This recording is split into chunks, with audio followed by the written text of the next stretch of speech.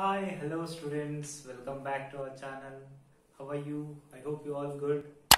Today we are going to discuss very interesting topic, units and measurements.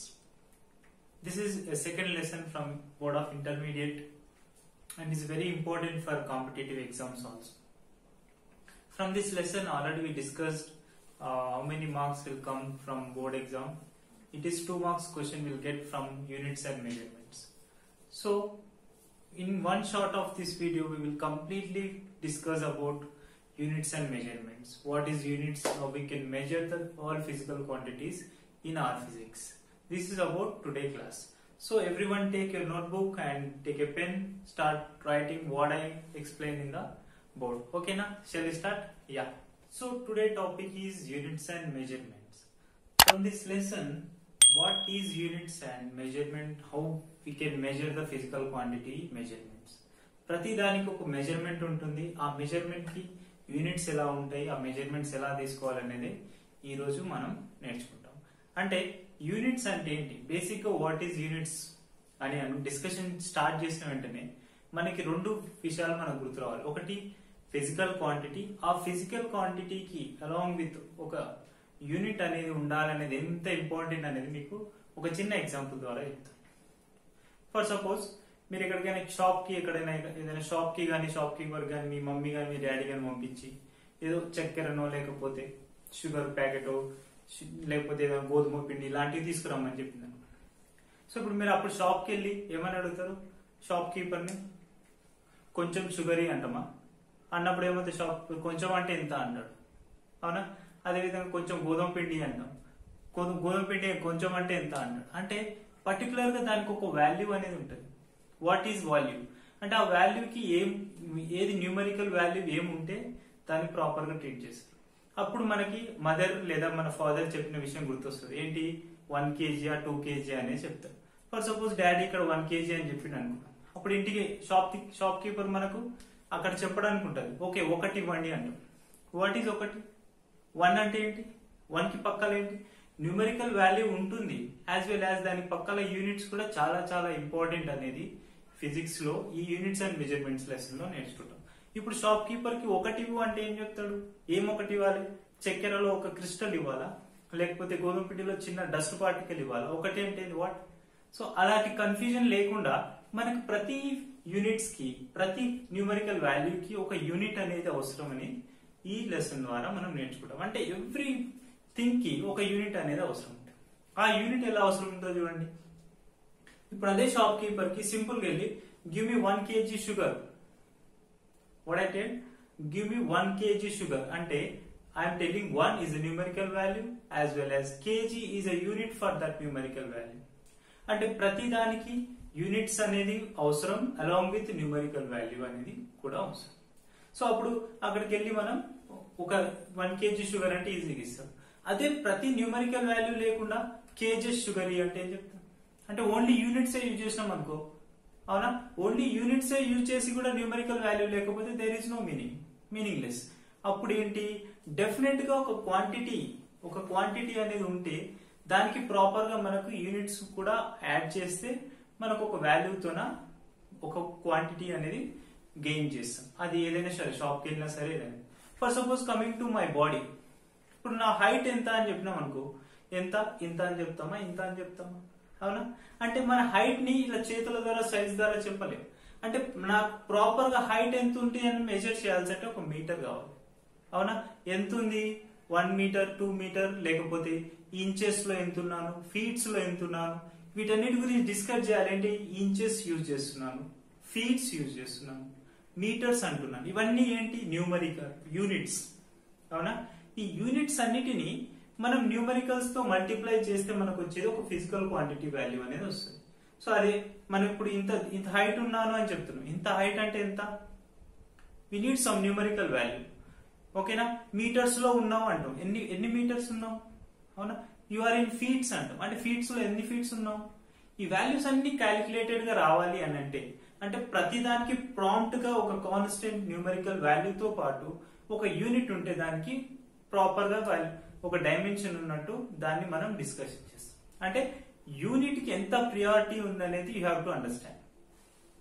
ఆ unit priority లేకుంటే మనం ఎలాగైనా పిచ్చి పిచ్చిగా వాడచ్చు. అంటే అసలు మీనింగ్లెస్ వర్డ్స్ అనేవి చాలా ఎదురైతాయి. కాబట్టి ప్రతిదానికి యూనిట్స్ అనేది చాలా అవసరం. కాబట్టి ఈ రోజు మనం ఈ లెసన్ లో యూనిట్స్ అండ్ మెజర్మెంట్స్ గురించి డిస్కషన్ చేస్తాం. ఓకేనా? అర్థమైంది కదా యూనిట్స్ కి ఎంత వాల్యూ ఉంటుందో. సిమిలర్ గా ఈ లెసన్ లో మనం ఫిజికల్ క్వాంటిటీ, ఏదైనా ఒక ఫిజికల్ క్వాంటిటీ వాల్యూస్ కి,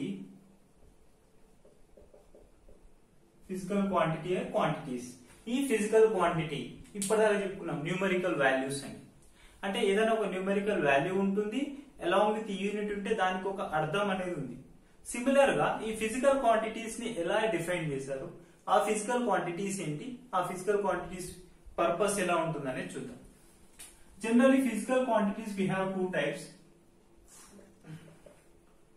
One is fundamental physical quantity and second one is derived physical quantity. Derived physical quantity. This is important for board exam also. మన board exam లో 2 marks కడుగుతారు.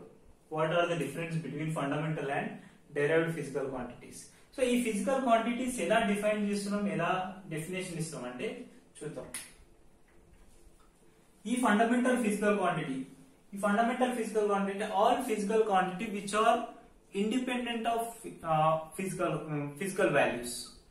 ఆ numerical values మీద independent గా create చేసుకుని first values ని వస్తాయో దాన్ని fundamental physical quantities అంటాం. For example fundamental physical quantities మనకు 7 ఉంటాయి. Fundamental physical quantities we have 7. For suppose time is a fundamental physical quantity and as well as mass, length and next to current, electricity, what is the current, and next to intensity, luminous of light,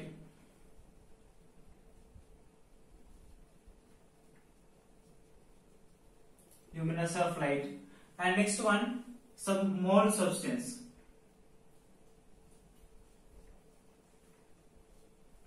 so ఇలాంటి మనకి fundamental physical quantities అనేవి ఇలా ఉంటాయి. అంటే first మనకి nature లో first మనకి fundamental గా అవైలబుల్ ఉన్న ఫిజికల్ క్వాంటిటీస్ ఏంటంటే ఈ fundamental physical quantity. Physical quantities definition ఏంటి?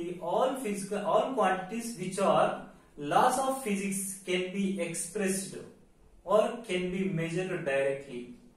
Okay, this is definition for the physical quantity. All quantities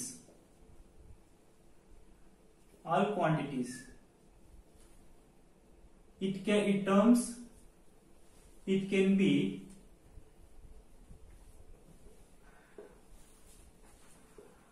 law of physics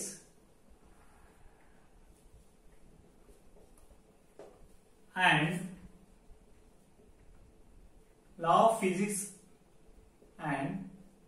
which can be expressed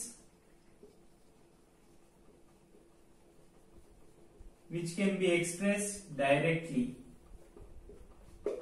అంటే డైరెక్ట్ గా వేటిని మనం డిఫైన్ చేస్తున్నామో, ఫిజిక్స్ లాస్ యూజ్ చేస్తూ డిఫైన్ చేస్తున్నామో వాటిని ఫిజికల్ క్వాంటిటీస్ అంటాం. That is called physical quantity. ఈ ఫిజికల్ క్వాంటిటీస్ ని వాటిని డిపెండ్ అవుతూ ఇండిపెండెంట్ అవుతూ చేసే వాటిని fundamental physical quantities, derived physical quantities అంటాం. ఈ ఫండమెంటల్ ఫిజికల్ క్వాంటిటీస్ ఎప్పుడైనా ఇండిపెండెంట్ గా ఉంటాయి, అంటే ఇవి దేని మీద డిపెండ్ అవ్వవు. అండ్ సిమిలర్ గా డెరైవ్డ్ ఫిజికల్ క్వాంటిటీస్ అనేది డిపెండెంట్ ఫిజికల్ క్వాంటిటీస్. ఎలా అనేది నేను చెప్తాను. Dependent physical quantities. సో ఇవన్నీ time, mass, length, current, luminous of light as well as substance, mole substance values ని ఈ విధంగా మనం ఫండమెంటల్ ఫిజికల్ క్వాంటిటీస్ అని చెప్తున్నాం. అంటే ఇవి ఫస్ట్ వీటిని యూజ్ చేస్తూనే మనం డెరైవ్డ్ ఫిజికల్ క్వాంటిటీస్ ని డిఫైన్ చేస్తాం. చూడండి, డెరైవ్డ్ ఫిజికల్ క్వాంటిటీస్ అంటే which physical quantities are depending on fundamental physical quantities. That kind of physical quantities we are calling is derived physical quantities. I am not writing here the definition. All physical quantities which can be dependent on fundamental physical quantities, which can be derived from fundamental physical quantities, is called derived physical quantities. ఈ దానికి example ఏం చెప్తాం? మనకి nature లో derived physical quantities అన్ని fundamental physical quantities నుంచే రాస్తాం. అంటే ఈ ఫండమెంటల్ ఫిజికల్ క్వాంటిటీస్ కి ఫోర్స్ ఫోర్స్ అనేది ఒక డెరైవ్డ్ ఫిజికల్ క్వాంటిటీ. ఎలా తీసుకుంటాం ఫోర్స్ అంటే మనకు ఫోర్స్ ఫార్ములా ఉంటుంది. ఏంటి ఫోర్స్ కు? ఈ మాస్ ఇంటూ యాక్సిలరేషన్. అంటే మాస్ యూజ్ చేస్తున్నాం, ఇంకొక యాక్సిలరేషన్ అనే టూ క్వాంటిటీస్ యూజ్ చేస్తూ మనం దానికి ఒక వాల్యూ రాస్తాం. దాన్ని డెరైవ్డ్ ఫిజికల్ క్వాంటిటీ అంటాం. Mass is a fundamental physical quantity. Acceleration కూడా డెరైవ్డ్ ఫిజికల్ క్వాంటిటీ. యాక్సిలరేషన్ ఎలా వస్తుంది? యాక్సిలరేషన్ ఎలా వస్తుంది చెప్పండి? As well as velocity. ఇవన్నీ మనకు ఫిజికల్ క్వాంటిటీస్ అనేటివి డెరైవ్డ్ ఫిజికల్ క్వాంటిటీస్. ఎందుకు? Velocity is nothing but displacement by time. Displacement by time అంటే డిస్ప్లేస్మెంట్ అంటే లెంత్ కదా, indirectly length or length by time. అంటే length by time is nothing but length is a fundamental quantity as well as time is fundamental quantity. By using of these two quantities we can create or we can derive to new thing that is velocity. ఓకేనా? ఇట్లాగే power, ఇవన్నీ మనకు power గానీ ఇవన్నీ మనకు nature లో derived physical quantities లాగానే ఉంటాయి. కానీ ఇక్కడ ఫండమెంటల్ ఫిజికల్ క్వాంటిటీస్ ఇవన్నీ కాన్స్టెంట్. వీటిని చేంజెస్ చేయడానికి ఏమీ ఉండదు, ఇవి కాన్స్టెంట్ ఉంటాయి. ఓకేనా? సో ఇది derived physical quantities as well as fundamental physical quantities. ఓకేనా? నెక్స్ట్ యూనిట్స్ అంటే ఎలా క్యాలిక్యులేట్ చేస్తామనేది చూద్దాం.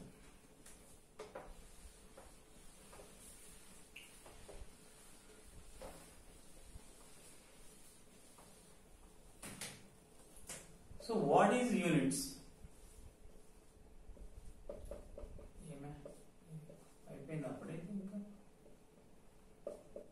Definition: units of measurement of a physical quantity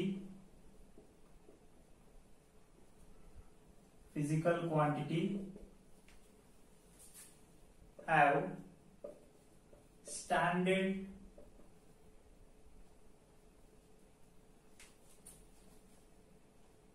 units and which can be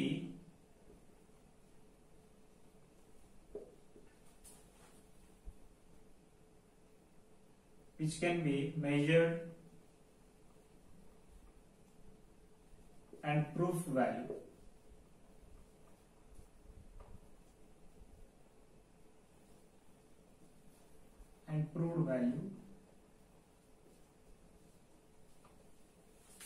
Is called units. Units of physical quantity. What does the unit is nothing but physical quantity కి ఒక standard గా value అనేది ఉంటుంది. ఒక numerical value కి కంపల్సరీగా units add చేయడం వల్ల వాటికి స్టాండర్డ్ గా ఒక యూనిట్, ఒక ప్రాపర్ డెఫినేషన్ లేకపోతే ప్రాపర్ ఫిజికల్ క్వాంటిటీ డిఫైన్ చేయగలం కాబట్టి దాన్ని యూనిట్స్ గా డిఫైన్ చేస్తాం. ఫర్ సపోజ్ ఇంతకుముందు డిస్కస్ చేసాం, షాప్ కీపర్ దగ్గరికి మనం వెళ్ళి ఏదైనా రిక్వెస్ట్ చేయాలంటే లేకపోతే మనం ఇవ్వాలంటే you should mention with numerical value along with the units. అవునా? న్యూమరికల్ వాల్యూ అంటే ఏంటి? 1 or 2 or 3 or 4 ఆ వాల్యూ ఉండాలి. యాజ్ వెల్ యాజ్ పక్కల ఏంటి? కేజెసా, గ్రామ్సా, లేకపోతే ఇవన్నీ యూజెస్ అనేవి మనకు చాలా అవసరం. కాబట్టి ప్రతి దానికి ఒక స్టాండర్డ్ యూనిట్ ఉండాలి. అంటే ఒక ఫిజికల్ క్వాంటిటీ స్టాండర్డ్ ఉండాలంటే that must be numerical along with standard units. ఆ వాల్యూస్ ని ఎలా ట్రీట్ చేస్తాం? ఆ వాల్యూస్ ని యూనిట్స్ ని మెజర్ చేయాలంటే units value nothing but if you assume this is unknown units, unknown physical quantity,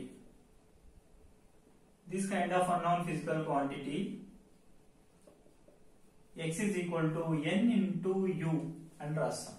What is n here is nothing but n is equals to numerical value like that 1 2 3 whatever. Okay, అన్ని values ని తీసుకోవచ్చు. Next u is nothing but unit of physical quantity.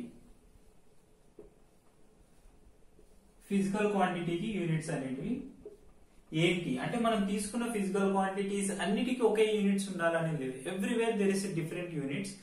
ఓకేనా? దూరంని, length ను meters లో measure చేయడం, weights ని grams లో, కిలోగ్రామ్స్ లో మెజర్ చేయడం, ఇవన్నీ డిఫరెంట్ సిచ్యువేషన్ లో డిఫరెంట్ ఫిజికల్ క్వాంటిటీస్ కి డిఫరెంట్ యూనిట్స్ యూజ్ చేస్తాం. కాబట్టి ఈ ఫిజికల్ క్వాంటిటీస్ కి ఒక జనరల్ ఫార్ములా ఏంటంటే ఇలా ఉంటుంది. మనం ఎప్పుడైనా సరే కంపల్సరీగా ఈ వాల్యూ అనేది యూజ్ చేసుకోవాలి. అంటే ఇక్కడ unknown physical quantity x is equals to constant అని రాసుకోవచ్చు డైరెక్ట్.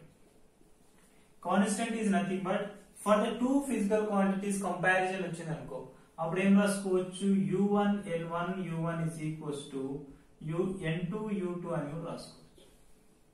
What is it?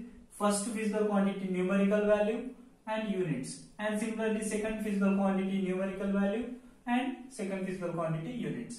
ఇలాంటి కంపారిజన్ కూడా మనం టూ ఫిజికల్ క్వాంటిటీస్ కి, number of more than two physical quantities కూడా అప్లికేబుల్ చేసుకోవచ్చు. ఇది ఎందుకు ఇలా అవసరం అవుతుంది? కొన్ని సిచ్యువేషన్స్ లో కంపారిజన్ కూడా మనకు వస్తుంది కాబట్టి. సో ఈ ఫార్ములా గుర్తుపెట్టుకోండి, x is equals to unknown physical quantity. ఒకవేళ వెలాసిటీ తీసుకుంటే వేరే విధంగా ఉంటుంది, యాక్సిలరేషన్, ఫోర్స్, లెంత్, ఇవన్నీ టైం, ఇవన్నీ తీసుకుంటే ఇంకోలా వస్తుంది అనేది కూడా మనకి ఈ ఫార్ములా చెప్తుంది, unknown physical quantity. So this is very important for solving or using for units. ఓకేనా? ఈ యూనిట్స్ ని బేస్ చేసుకుని మనకు ఇంటర్నేషనల్ గా ఒక యూనిట్ సిస్టమ్ అనేది డెవలప్ అయింది. అంటే ఓవరాల్ ఇంటర్నేషనల్ గా మాస్ కి ఎలాంటి యూనిట్స్ యూజ్ చేయాలి, యాజ్ వెల్ యాజ్ లెంత్ కు ఎలాంటి యూనిట్స్ యూజ్ చేయాలి, టైం కి ఏం యూనిట్స్ యూజ్ చేయాలి అనేది ఈ వీటిని బేస్ చేసుకుని మనకు ఇంటర్నేషనల్ గా యూనిట్ సిస్టమ్ అనేది డెవలప్ అవుతూ వచ్చింది. ఆ ఇంటర్నేషనల్ యూనిట్ సిస్టమ్ అనేది కూడా చూద్దాం. ఫర్ సపోజ్ మనం జనరల్ గా చిన్న ఉన్నప్పటి నుంచి చదువుతూనే ఉంటాం, 3 types of units we have, 3 types of international systems we have to measure the values. International unit system, international unit system. ఇవి మనకి 3 possibles తో ఉంటాయి. వన్ ఈస్ ఆల్రెడీ మనకు తెలుసు, FPS and CGS. Final one is MKS. ఈ 3 types లో మనకి units అనేవి ఇంటర్నేషనల్ వైజ్ గా మెజర్ చేస్తారు. సో FPS అనేది మోస్ట్లీ మనకు బ్రిటన్ లో యూజ్ చేస్తారు. FPS అనే యూనిట్స్ ని బ్రిటన్ సైడ్ వెళ్తే, బ్రిటన్ కంట్రీస్ కి వెళ్తే మనకు కంప్లీట్ గా ఇది FPS ప్యాటర్న్ లోనే ఉంటుంది. What is FPS is nothing but, here FPS is nothing but, F is nothing but foot, and as well as coming nothing but length and mass, time. Okay, foot as well as pound. Next one is time is nothing but second. Okay, ఇది మనకి FPS part లో ఉంటుంది. ఇది mostly మనం Britain లో use చేస్తారు. Britain measurement, Britain unit system. So మన దగ్గర కూడా ఎలాంటి యూజ్ చేస్తారు అనేది కూడా డిస్కషన్ చేద్దాం. Next one is CGS. CGS is nothing but centimeter. Okay, grams. Next one, what is the time? As usually seconds. We can measure in time always in seconds. Next MKS. MK is nothing but meter. K is nothing but kilo, ante kilograms. Next time is nothing but second. Okay, ఈ వాల్యూని కూడా మనం MKS use చేసేటప్పుడు ఇలా use చేస్తాం. దీన్ని మనం mostly మనం ఉన్న కంట్రీలో కానీ ఓవరాల్ వరల్డ్ వైజ్ గా, ఇంటర్నేషనల్ వైజ్ గా యూజ్ చేసే యూనిట్ ఏంటంటే MKS యూనిట్స్ అనేది యూజ్ చేస్తాం. ఎందుకు MKS యూనిట్స్ యూజ్ చేయాలంటే there is some conditions and rules. It is very easy to understand what numerical values along with units అనేది కూడా చెప్తాం. సో ఈ MKS యూనిట్స్ యూజ్ చేస్తుంటే మనకు ఇంటర్నేషనల్ సిస్టమ్ ఇంటర్నేషనల్ డి యూనిట్స్ అనే వాళ్ళు మనకు SI యూనిట్స్ అనే దాన్ని డిఫైన్ చేస్తారు. ఈ MKS యూనిట్స్ కూడా షార్ట్ కట్ లో సింపుల్ గా SI యూనిట్స్ అని కూడా చెప్పొచ్చు. మనం ఆల్రెడీ SI యూనిట్స్ అంటాం. ఏదైనా ఫిజికల్ క్వాంటిటీ డిరైవ్ చేసినప్పుడు SI యూనిట్స్ లో వాల్యూస్ రాయడం స్టార్ట్ చేస్తాం. అంటే SI యూనిట్స్ అంటే ఏంటి? ఇండైరెక్ట్ గా MKS అంటే SI యూనిట్స్ అంటే నథింగ్ బట్, ఇక్కడ SI యూనిట్స్ కి అబ్రివియేషన్ ఏంటంటే system internationally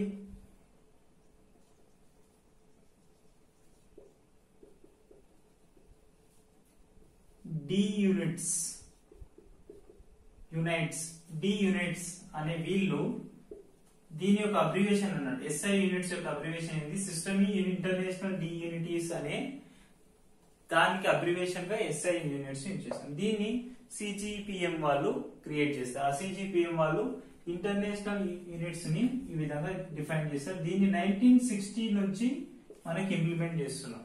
overall international wise గా యూజ్ చేసే మోస్ట్ వాంటెడ్ మెథడ్ ఏంటంటే SI units or indirectly MKUs. అంటే ప్రతి వాల్యూ మీటర్స్ లో, కిలోగ్రామ్స్ లో, ప్రతి న్యూమరికల్ వాల్యూస్ కానీ లేకపోతే ప్రతి ఫిజికల్ క్వాంటిటీకి మీటర్స్ లో, కిలోగ్రామ్స్, సెకండ్స్ వేలో ఉండాలి అనే విధాన్ని వాళ్ళు చెప్తారు.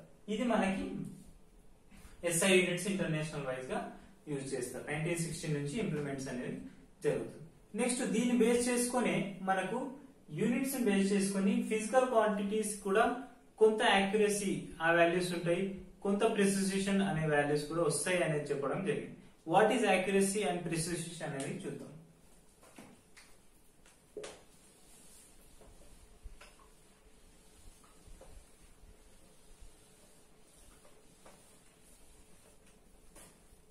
సో ఇది కూడా ఇంపార్టెంట్ మనకి. యాక్యురసీ అండ్ ప్రెసిషన్ అని మెజర్మెంట్ లో కొంచెం చేంజెస్. ఇప్పుడు మెజర్మెంట్ కి వచ్చేసాం. ఏదైనా ఒక ఫిజికల్ క్వాంటిటీని మెజర్ చేయాలంటే we have to know proper height. For suppose room అనుకుంటే డైమెన్షన్స్ కావాలి, పర్సన్ ఒక మీటర్ లెంత్ అనుకుంటే లెంత్ హైట్ కావాలి, యాజ్ వెల్ యాజ్ సర్కిల్ అంటే రేడియస్ కావాలి. ఇవన్నిటికి ప్రాపర్ మెజర్మెంట్స్ కి వచ్చేసాం. ఈ మెజర్మెంట్స్ కి వచ్చేసిన తర్వాత మనకి కొన్ని ప్రాబ్లమ్స్ అనేటివి రైజ్ అవుతాయి. ఆ ప్రాబ్లమ్స్ అనేది ఇన్స్ట్రుమెంట్స్ ని బేస్ చేసుకొని కావచ్చు, లేకపోతే మన మెజర్మెంట్ బేస్ చేసుకొని కావచ్చు. ప్రతి దగ్గర కొన్ని ఎర్రర్స్ అనేది ఇన్వాల్వ్ అవుతాయి అని చెప్పడం కోసం రెండు మెథడ్స్ ఉన్నాయి, అంటే రెండు వాల్యూస్ ఉన్నాయి, యాక్యురసీ అండ్ ప్రెసిషన్ ని. ఈ రెండు వాల్యూస్ కి మనకి డెఫినేషన్స్ అడుగుతారు. ఈ రెండు 2 మార్క్స్ కి ఇంపార్టెంట్ అవుతాయి బోర్డ్ ఎగ్జామ్ లో. ఓకేనా?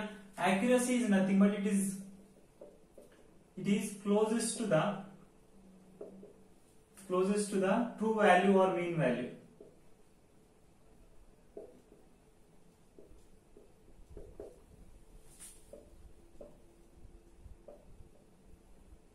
అంటే ఏదో ఒక ఫిజికల్ క్వాంటిటీ వాల్యూని మెజర్ చేస్తున్నప్పుడు ఆ ఫిజికల్ క్వాంటిటీ వాల్యూకి మనకు వచ్చిన వాల్యూ అనేది ఆల్మోస్ట్ క్లోజ్ గా ఉంటుంది. అంటే కరెక్ట్ గా ఉండకపోవచ్చు. ఫర్ సపోజ్ మనం ఉన్న ప్లేస్ లో, ఫర్ సపోజ్ నా హైట్ విషయానికి వచ్చినప్పుడే నా హైట్ ఎంతో 5'6" సంథింగ్ అన్నాం. ఈ 5'6" హైట్ ని మెజర్ చేసేటప్పుడు మీటర్ స్కేల్ ద్వారా స్మాల్ డిఫరెన్స్ అనేది వస్తుంది, ఎంతో కొంత difference.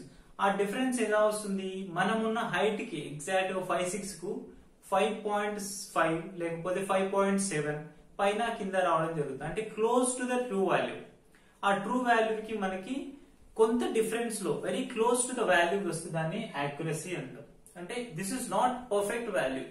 What is the perfect value అంటే దట్ ఈస్ ప్రెసిషన్.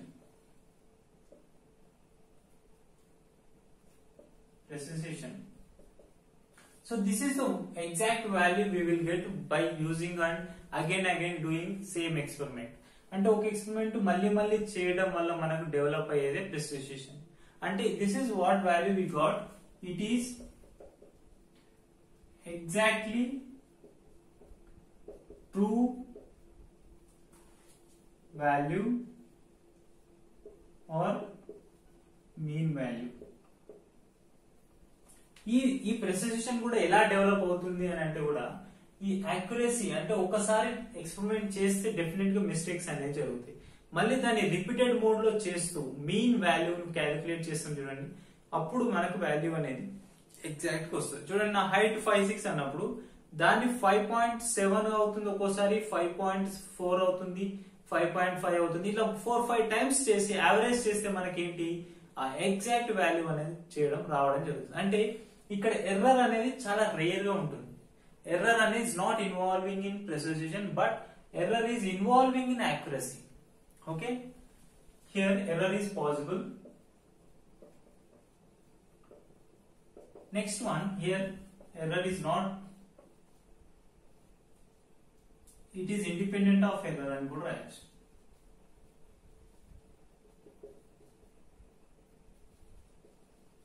అంటే ఇక్కడ ఏది డిపెండెంట్ ఆన్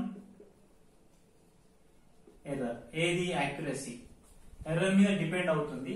కానీ ఇదేమవుతుంది, ప్రెసిషన్ ఎర్రర్ మీద డిపెండ్ అవ్వదు. అంటే ఎర్రర్స్ అనేటివి mostly will magnified by using again and again same methods. So దీన్ని ప్రెసిషన్ అంటారు, యాక్యురసీ అంటారు. ఇది మనకి బోర్డ్ ఎగ్జామ్ లో 2 మార్క్స్ కు అప్పుడప్పుడు అడుగుతా ఉంటారు, very important one. This is one. Okay, accuracy precision. ఓకేనా? సో ఈ దాన్ని బేస్ చేసుకుంటూనే మనం మెల్లగా ఎర్రర్స్ లోకి ఇన్వాల్వ్ అవుతాం. అంటే ఆ ఎర్రర్స్ ఎలా ఇన్వాల్వ్ అవుతున్నాం, ఎర్రర్స్ ఏంటి, ఎన్ని టైప్స్ ఆఫ్ ఎర్రర్స్ ఉన్నాయి అనేది కూడా మనం చూద్దాం. ఆ ఎర్రర్స్ కూడా మనకి చాలా ఇంపార్టెంట్. ఆ ఎర్రర్స్ ను బాగా అర్థం చేసుకుంటే మనకు నీట్ ఎగ్జామ్ లో, కాంపిటేటివ్ ఎగ్జామ్స్ లో చాలా అవసరం. అది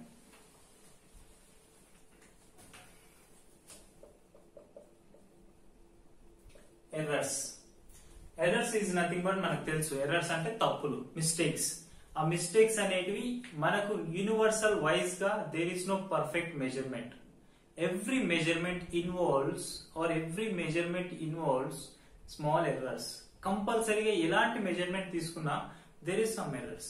ఆ ఎర్రర్స్ వచ్చినప్పుడు ఆ ఎర్రర్స్ ని ఎలా రెక్టిఫై చేయాలి, ఆ రెక్టిఫై చేసిన ఎర్రర్స్ కి ఎన్ని మెథడ్స్ ఉంటాయి అనేది కూడా మనకు చాలా అవసరం. అంటే all physical quantities have unidirectionally their errors. ఓకేనా? If you write the definition for this error, ఈ ఎర్రర్స్ కి మనకు డెఫినెట్ గా ఎర్రర్స్ ఇన్వాల్వ్ అవుతున్నాయి కాబట్టి ఈ ఎర్రర్స్ మనం 2 టైప్స్ లో డిఫైన్ చేయొచ్చు. One is systematic errors and second one is random errors.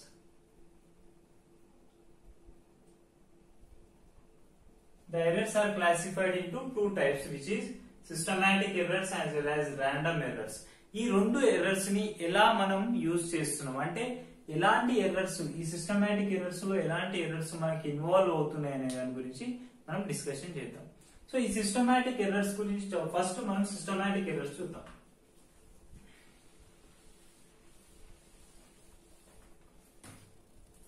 First one, systematic error.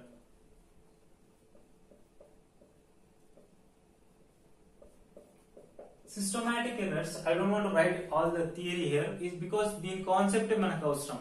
ఈ సిస్టమాటిక్ ఎర్రర్స్ లో కూడా మళ్ళీ సబ్ ఎర్రర్స్ మనకి ఉంటాయి. అంటే వాటిని మళ్ళీ డిఫరెంట్ టైప్ లో ఎర్రర్స్ ఇన్వాల్వ్ అవుతూ ఉంటాయి కాబట్టి ఆ ఎర్రర్స్ గురించి మనకి ఇన్వాల్వ్మెంట్ అనేది కావాలి. ఈ సిస్టమాటిక్ ఎర్రర్స్ లో ఎర్రర్స్ అనేది ఇంతకుముందు డిస్కషన్ చేసినాం. Everywhere some errors will be involve in universal wise every measurement. So ఈ సిస్టమాటిక్ ఎర్రర్స్ కి మళ్ళా మనకు సబ్ టాపిక్స్ ఉంటాయి. One is instrumental errors.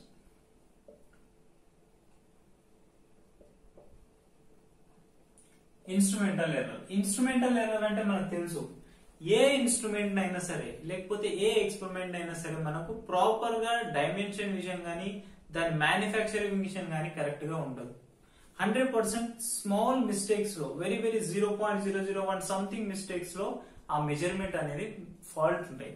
అందుకే మనం ఫిజిక్స్ ఎక్స్పెరిమెంట్ చేసేటప్పుడు దానికి చాలా ప్రికాషన్స్ తీసుకొని ఎక్స్పెరిమెంట్ చేస్తాం. అంటే ఆ ఎక్స్పెరిమెంట్ అనేది 100% కరెక్ట్ గా ఉండదు కాబట్టి దాన్ని బేస్ చేసుకొని మనం ఎక్స్పెరిమెంట్ చేయడం జరుగుతుంది. అంటే ఆ స్క్రూస్ లూజ్ ఉండడం, లేకపోతే ఆ ఇన్స్ట్రుమెంట్ ఎత్తు పల్లాలు ఉండడం, లేకపోతే వాటి ఇన్స్ట్రుమెంట్ లో గ్రీజెస్, ఆయిల్స్ తక్కువ అయిపోవడం, అలాంటి అంటే సిస్టమాటిక్ ఎర్రర్స్ లో compulsory by manufacturing there is errors, that kind of errors we can call instrument errors.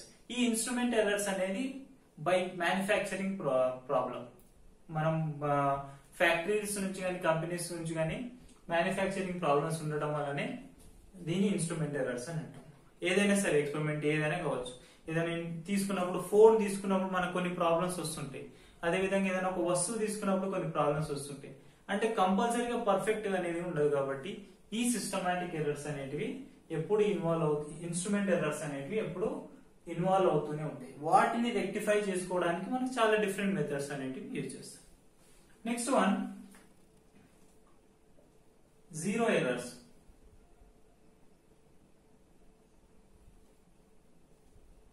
Or absolute errors అని కూడా అంటాం.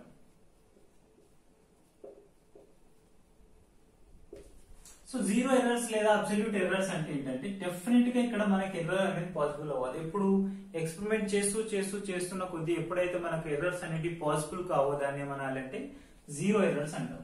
ఈ జీరో ఎర్రర్స్ కి వాల్యూ, ఎర్రర్స్ వాల్యూ ఎప్పుడు ఏముంటది, కాన్స్టెంట్ జీరో ఉంటది. Errors value is zero. అంటే ఇక్కడ ఎర్రర్ కూడా, ఈ జీరో ఎర్రర్ అనేది కూడా ఒక ఎర్రర్ లానే ట్రీట్ చేస్తాం. ఎందుకు అంటే మనకు వాల్యూస్ అనేవి కొన్నిసార్లు నెగటివ్ పాజిటివ్ లో రావడం జరుగుతుంది కాబట్టి zero error is one of the one kind of error is possible in systematic errors అని ఇన్వాల్వ్ అవుతుంది. Next environmental error. Environmental errors. ఈ ఎన్విరాన్మెంటల్ ఎర్రర్స్ కూడా మనకు ఎక్స్పెరిమెంట్ చేసేటప్పుడు ఇన్వాల్వ్ అవుతాయి. మనం ఆల్రెడీ ఫీల్ అవుతాం. ఇప్పుడు ఫర్ సపోజ్ ఏదో ఒక సింపుల్ పెండులం ఎక్స్పెరిమెంట్ చేస్తున్నాం అనుకోండి. సింపుల్ పెండులం ఎక్స్పెరిమెంట్ బాగా గాలి వస్తున్నప్పుడు చేస్తామా? చేయలేము. ఎందుకు? ఆసిలేషన్స్ అనేటివి కరెక్ట్ గా కావు. అదే విధంగా ఇంకా ఏ ఎక్స్పెరిమెంట్ చేసినా సరే టెంపరేచర్ ఎక్కువ ఉన్నప్పుడు కొన్ని ఎక్స్పెరిమెంట్ చేయలేము, అవునా? విండ్ ఎక్కువ ఉంటే కొన్ని ఎక్స్పెరిమెంట్ చేయలేము. అంటే ఎన్విరాన్మెంటల్ వల్ల కూడా మనకు కొన్ని ఎర్రర్స్ అనేటివి ఇన్వాల్వ్ అవుతాయని చెప్తుంది. This is about environmental errors. So ఈ ఎన్విరాన్మెంటల్ ఎర్రర్స్ కూడా మనకి కొన్ని ప్రాబ్లమ్స్ వస్తాయి. ప్రెషర్ ఎక్కువ అవ్వడం వల్ల, టెంపరేచర్ ఎక్కువ అవ్వడం, విండ్ ఎక్కువ అవ్వడం వల్ల, ఇలాంటి కొన్ని డిఫరెన్స్ వల్ల కూడా మనకు ఎర్రర్స్ అనేటివి పాసిబుల్ అవుతాయి, environmental errors. So this is about systematic errors. ఈ సిస్టమాటిక్ ఎర్రర్స్ అనేటివి ఈ విధంగా ఉంటాయి దీని గురించి. Next what about second one? Random errors. Random errors.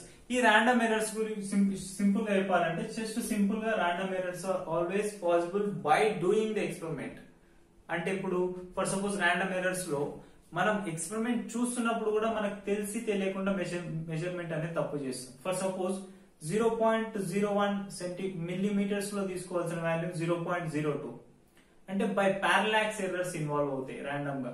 అంటే ర్యాండమ్ గా మనకు తెలియకుండానే కొన్ని ఎర్రర్స్ అనేవి ఇన్వాల్వ్ అవుతాయి కాబట్టి దీన్ని ర్యాండమ్ ఎర్రర్స్ అంటారు. అంటే పారలాక్స్ ఎర్రర్స్ కావచ్చు, బై డూయింగ్ ఎక్స్పెరిమెంట్ ఎర్రర్స్ కావచ్చు, ఏదైనా సరే వాటిని ఎలా ట్రీట్ చేస్తాం? ర్యాండమ్ ఎర్రర్స్ గా. యూని డైరెక్షన్ గా ఎప్పుడు ఈ ర్యాండమ్ ఎర్రర్స్ అనేటివి ఇన్వాల్వ్ అవుతాయి. సో ఈ ర్యాండమ్ ఎర్రర్స్ ఎలా రెక్టిఫై చేస్తామని అంటే డెఫినెట్ గా you have to do experiment again and again.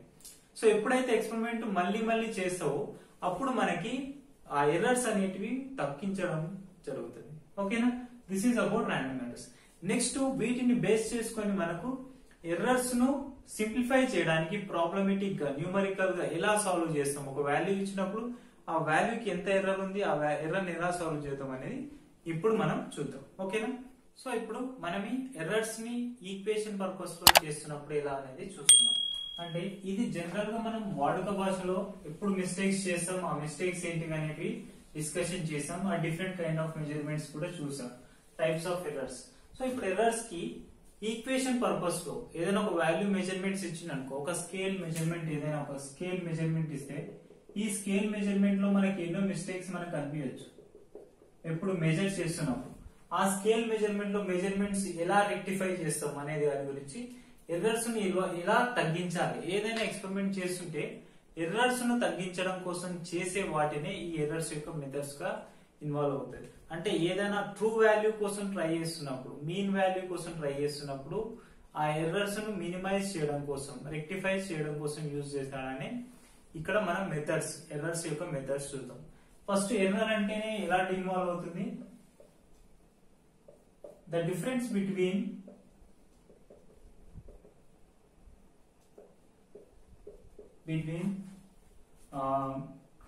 mean value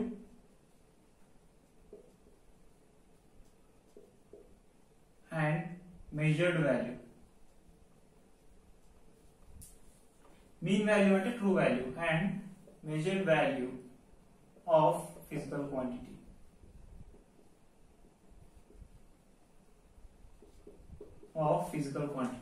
So అంటే ఇక్కడ మనకు ఎర్రర్స్ ని delta x, for suppose x is one of the measurement అనుకుందాం, ఫిజికల్ క్వాంటిటీ అనుకుందాం. ఇక్కడ డెల్టా ఎక్స్ వాల్యూ ని డిఫైన్ చేయాలంటే ఏం చేయాలి? The difference between mean value or true value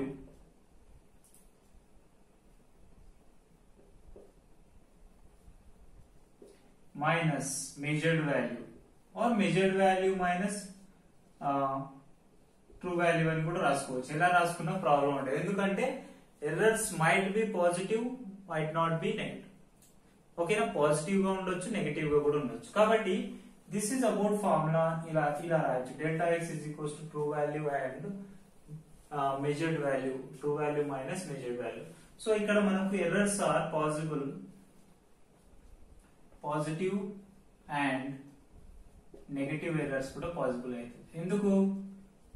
negative errors. For suppose మీకు ఒక ఎగ్జాంపుల్ ఇస్తాను, ఓకేనా. ఒక లెంత్ ఆఫ్ ఎగ్జాంపుల్ చూడండి,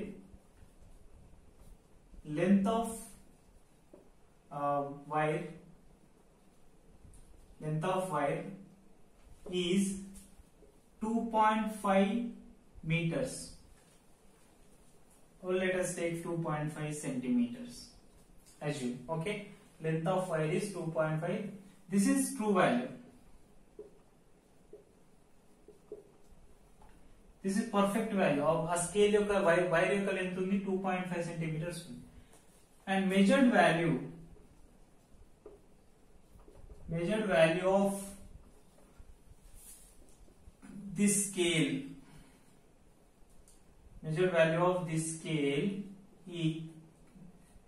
is 2.6 centimeters and 2.4 centimeters.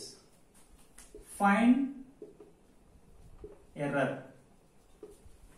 ఎంత, మనకి ఎర్రర్ ఎంత పాసిబుల్ అవుతుంది ఎప్పుడు మనం ఇలా మెజర్ చేసినప్పుడు. దిస్ ఇస్ ద ప్రాబ్లం అన్నప్పుడు చూడండి, ఈ ఫార్ములాలో సబ్స్టిట్యూట్ చేయాలి. Delta x is equals to what is the true value here.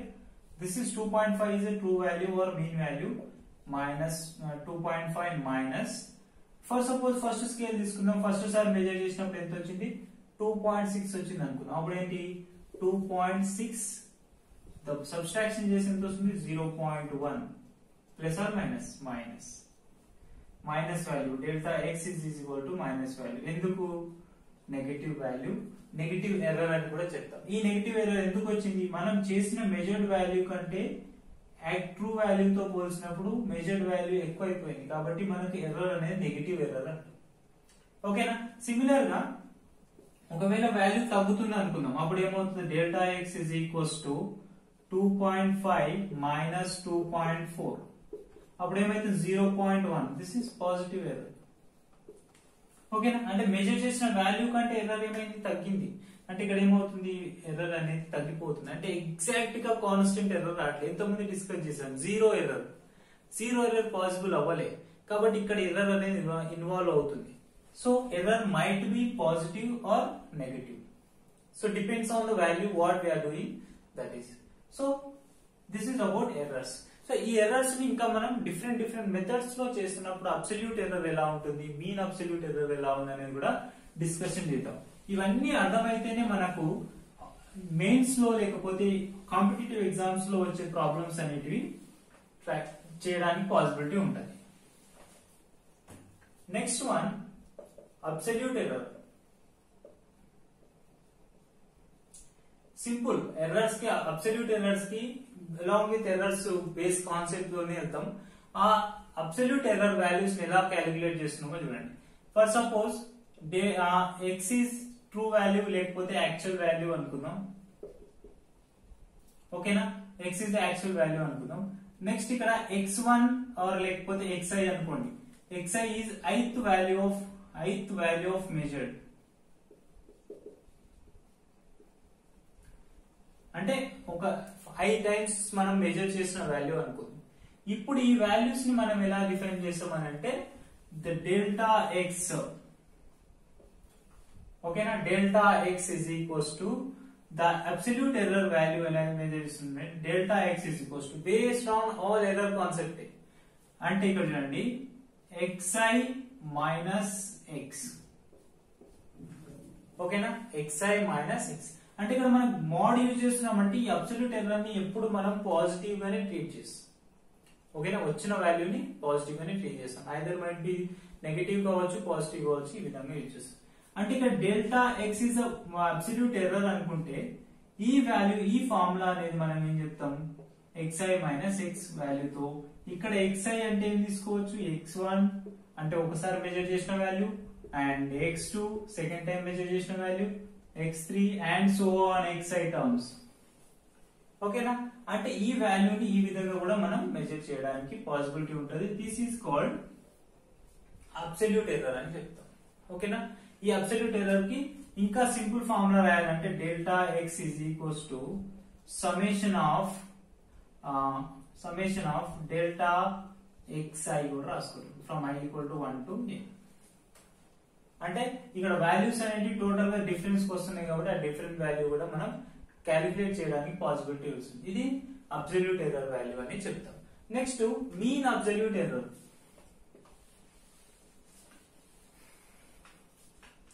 Next one mean absolute error. So ఇక్కడ అంటే వచ్చిన వాల్యూని యావరేజ్ చేయడాన్ని మీన్ అబ్సల్యూట్ ఎర్రర్ అంటాం. అంటే అబ్సల్యూట్ ఎర్రర్ ద్వారా వచ్చిన వాల్యూనే మనం యావరేజ్ చేస్తాం. అంటే mean absolute error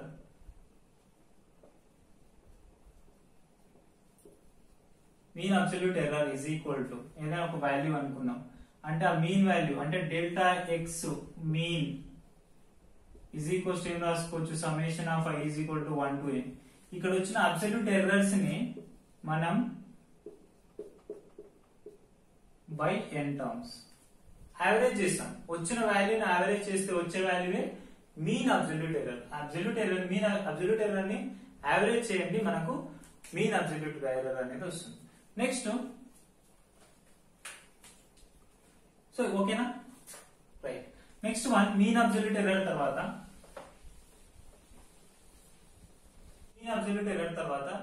relative errors. This is small difference compared to the absolute error. Relative error definition, relative error ఎలా చెప్తామంటే that is equals to simple absolute error by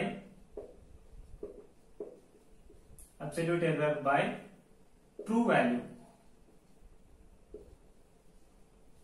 this is what we got. అంటే absolute error value ఎంత, ఏదో ఒక delta X I something what ever రాసుకుంటే by true value అంటే ఎంత X. This is about relative error.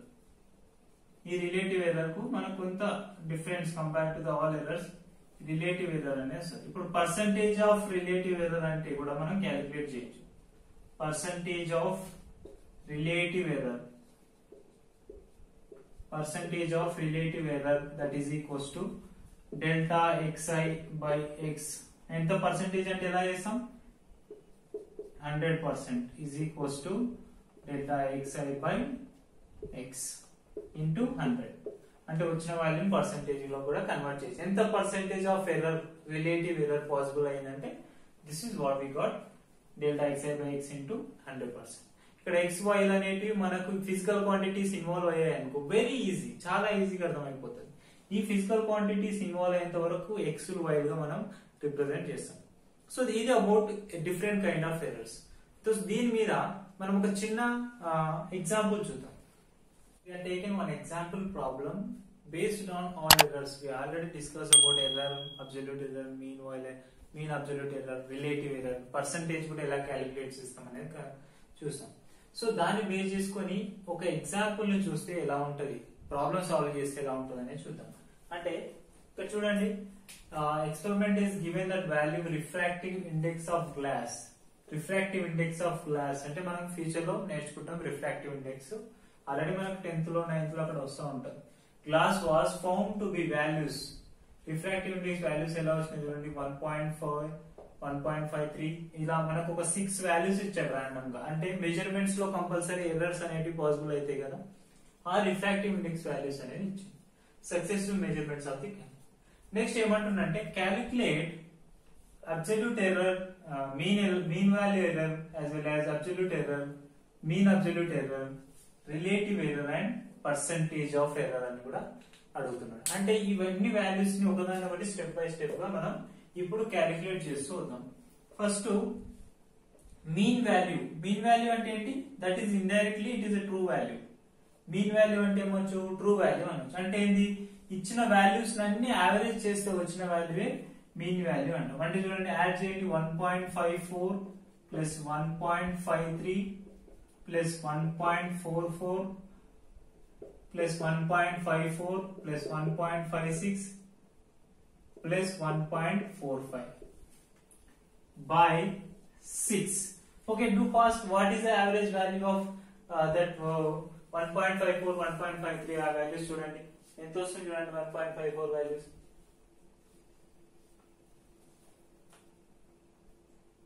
So ఈ total values ని add చేస్తే, 1.54 ఇవన్నీ యాడ్ చేస్తే మనకు వచ్చే యావరేజ్ వాల్యూ ఎంత అంటే 1.54 1.51 వాల్యూ వస్తుంది.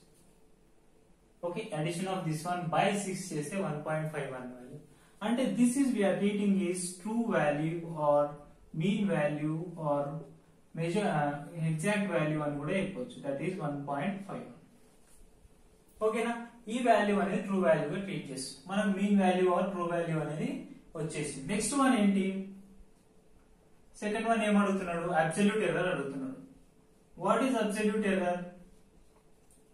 Absolute error is nothing but define చేసాం మనం. అబ్సల్యూట్ ఎర్రర్ అంటే ఏంది, ట్రూ వాల్యూస్ లోని ఇచ్చిన వాల్యూని ట్రూ వాల్యూస్ లో లేకపోతే ట్రూ వాల్యూస్ ని వచ్చిన వాల్యూస్ ని తీసేస్తుంటే వచ్చే వాల్యూని మనం అబ్సల్యూట్ ఎర్రర్ అని చెప్తాం.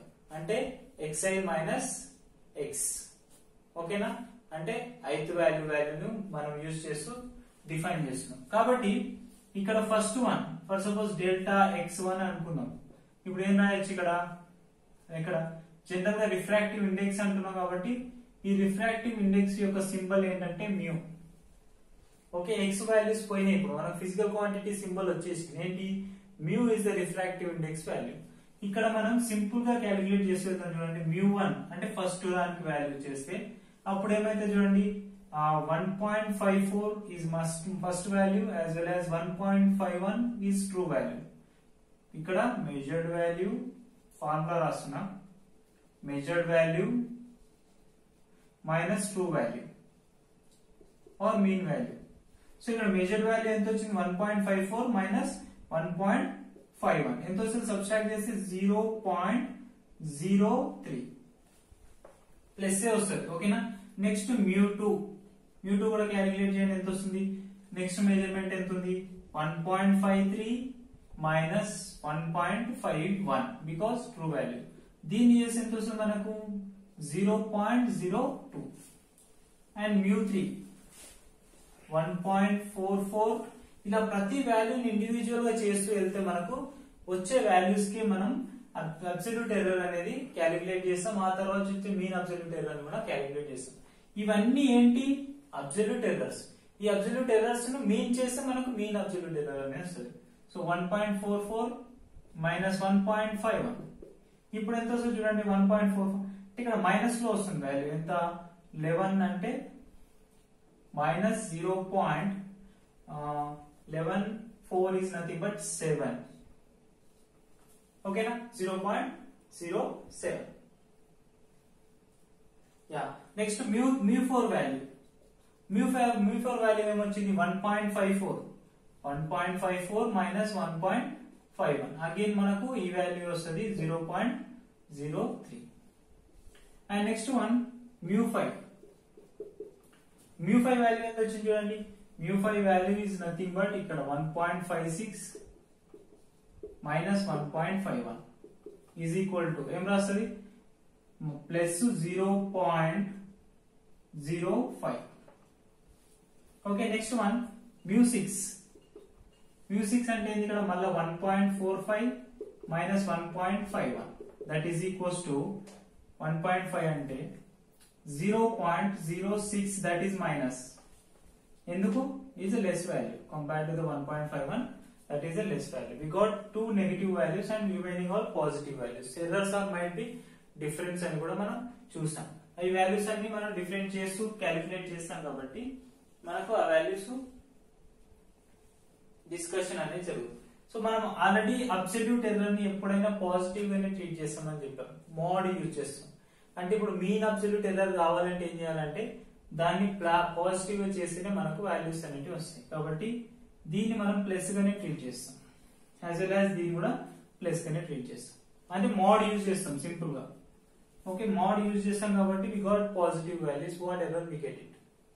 సో ఈ వాల్యూస్ అన్నిటిని మనం సమ్ చేస్తే వచ్చేది ఏంటి, మీన్ అబ్సల్యూట్ ఎర్రర్. దాన్ని ఫాస్ట్ గా ఫినిష్ చేసేయండి, దాన్ని రఫ్ చేద్దాం.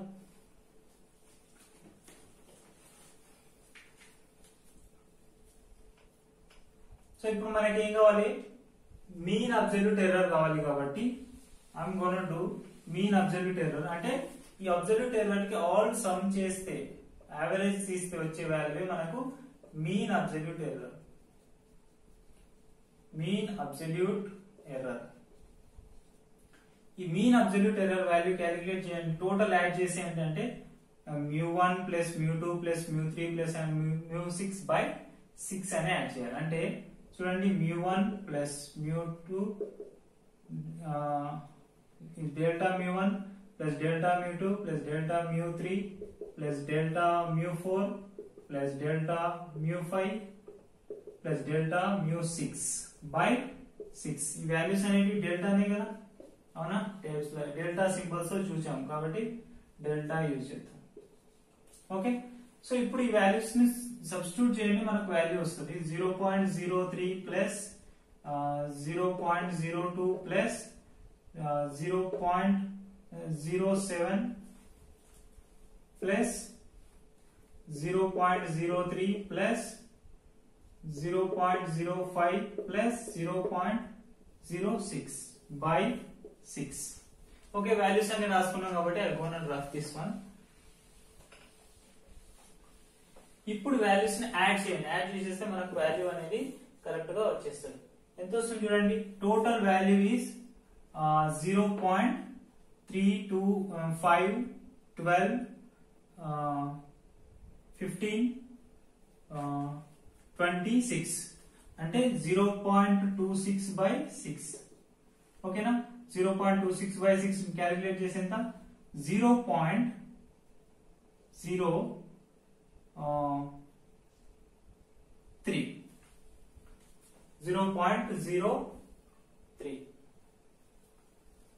no something 0.04 సంథింగ్ వస్తుంది. 0. because 6 కదా, 6 4 అంటే 0.04 సంథింగ్ వస్తుంది. కాబట్టి this is about mean absolute error. ఈ మీన్ అబ్సల్యూట్ ఎర్రర్ అంటే డెల్టా మ్యూ మీన్. ఈ డెల్టా మ్యూ మీన్ ని ఈ విధంగా క్యాలిక్యులేట్ చేస్తూ వచ్చాం. ఇప్పుడు మనకి వాల్యూ వచ్చేసింది. Okay, so now we have to calculate what is relative error.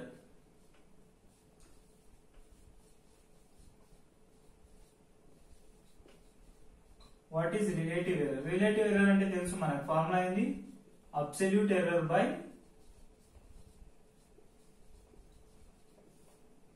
True value. Absolute error ఎంత వచ్చింది మనకు, అబ్సల్యూట్ ఎర్రర్ వాల్యూ ఎంత మనం ఇండివిజువల్ గా క్యాలిక్యులేట్ చేస్తే వెళ్ళాలి. కాబట్టి టోటల్ అబ్సల్యూట్ ఎర్రర్ ఈ వాల్యూని సబ్స్టిట్యూట్ చేస్తాం 0.04 బై ట్రూ వాల్యూ ఎంత 1.51. దీన్ని సబ్స్టిట్యూట్ చేస్తే ఆల్మోస్ట్ మనకు 0.03 వాల్యూ వస్తుంది. సో ఈ 0.03 వాల్యూని పర్సంటేజ్ లో క్యాలిక్యులేట్ చేద్దాం. What is the percentage of error? Percentage అంటే డైరెక్ట్ చూసి చెప్పొచ్చు. పర్సంటేజ్ ఆఫ్ ఎర్రర్ అంటే ఎంత వస్తుంది, 0.33 కాబట్టి గివెన్ వాల్యూ ఇంటూ 100% చేస్తాం కాబట్టి మనకు వచ్చే వాల్యూ ఎంత 3% లో వస్తుంది. 0.03 కాబట్టి అంటే 3% ఆఫ్ పర్సంటేజ్ ఎర్రర్ వచ్చింది, as well as relative error, mean while ఇవన్నీ. అంటే ఈ ప్రాబ్లం ఎర్రర్స్ కి సంబంధించి ఇలా వాల్యూస్ ఇచ్చి సాల్వ్ చేసి ఇలా, ఒకవేళ ఈక్వేషన్స్ ఇచ్చి ఎర్రర్స్ క్యాలిక్యులేట్ చేయడం అంటే ఇలా, అది మనకు నెక్స్ట్ మెథడ్. ఓకేనా, ఇక్కడ వరకు మనం ఓవరాల్ గా ఎర్రర్స్ గురించి డిస్కషన్ చేసాం. ఈ ఎర్రర్స్ లో ఓన్లీ అడిషన్ గా లేకపోతే డైరెక్ట్ ఇచ్చిన వాల్యూస్ ని డిఫరెంట్ మెథడ్స్ లో సాల్వ్ చేయడం ఎలా, ఇలా ప్రతి దానికి ఇస్తుంటారు. వాల్యూస్ ఇచ్చి ఎర్రర్స్ క్యాలిక్యులేట్ చేయమంటాడు, మీన్ వైల్ ఎర్రర్స్ ఇవన్నీ సాల్వ్ చేయమంటాడు. ఓకేనా.